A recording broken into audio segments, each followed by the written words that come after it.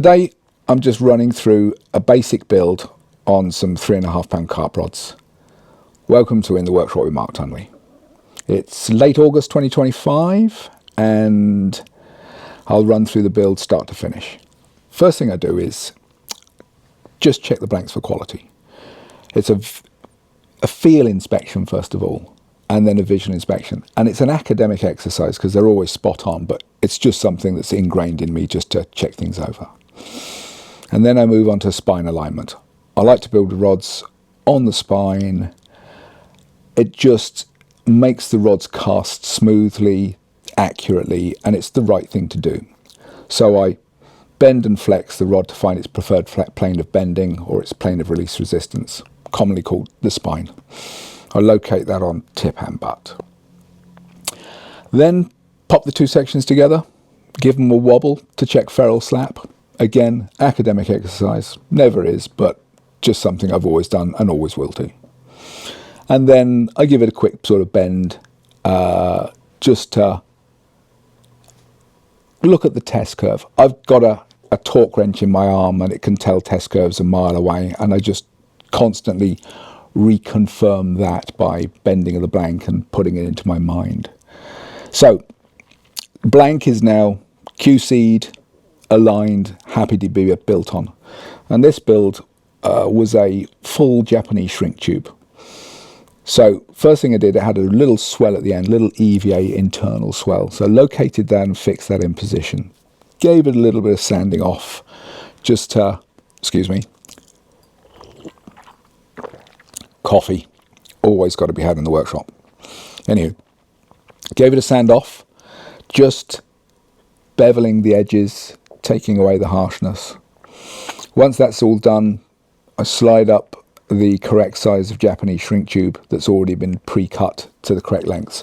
I line the shrink tubes up on the desk, get the ruler, square them up, and I over length cut them first of all because I'll trim later on. So slide her up over the EVA, get it into the correct position for reducing. I then apply the heat and make good, get it all into position. Shrink tube is now on. I then get back onto the measurements, get it all lined up with exactly the correct lengths.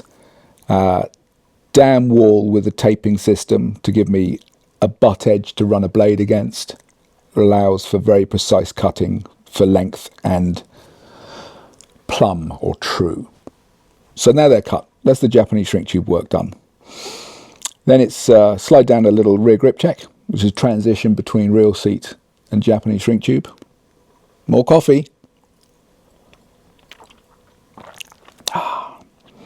And I build up the dam walls. I call them dam walls. They're often referred to as spacers. These are paper spacers, done with masking tape. Sounds basic, but it's stunningly good. It creates the exact centralized position for the real seat to go in and holds it firm enough to be in position while the glue sets.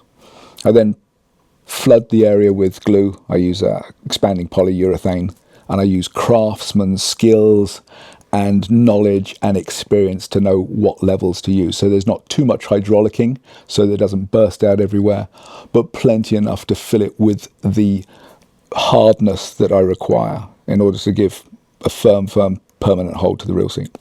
Using an Alps ARDs on these ones, the beautiful matte blacks. Slide those into position and finish those off with the forward grip check.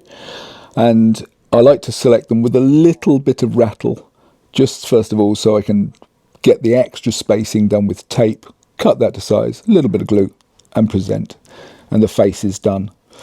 So that's pretty much basic handle assembly. Next thing I'll do is get the ring spacings done and over to the table, lay against the stick and mark the ring placements that they'll be at. Then working on the rings basically, give them a grind, make sure they're true and straight, give them a tweak and adjust. I'm pretty exact about this. I don't like rings to be wonky or bent in any way whatsoever, so I spend a bit too much time at times fanning around with rings, making them nice. And then when they're all happy, I go over to the wrapper and do my thing, just wrap them all on. And then there's a straightening procedure where I just sort of make sure that they're all straight, aligned up, and then ready for varnish. And after this straightening procedure, to the varnisher. Basically, apply 2 coats. First coat goes on, and I like to keep it quite raw. Not a lot, it's a flood coat. It just goes in, penetrates the fibres, but not too much build at all. And leave that to cure. When that's fully cured, move on to the second coat. That is a flood coat. It does fill it up, gives a nice amount of rigidity, strength, and luxuriousness about it. And that'll be the second coat done. And then that's when that's dry. It's done. Quick QC over the rod, quick polish down. Happy days. Set of rods finished, ready to go. So that's it in essence. As I said, a simple build, nothing overly complicated about this one. Shrink tube's easy to work with, the reel seats are beautiful to work with, the rings were easy. There was no custom fettling required. It was just a nice clean build. Hope you enjoyed being in the workshop with Mark Tunley today. And I can't say enjoy your rod building, but enjoy your fishing. Cheers.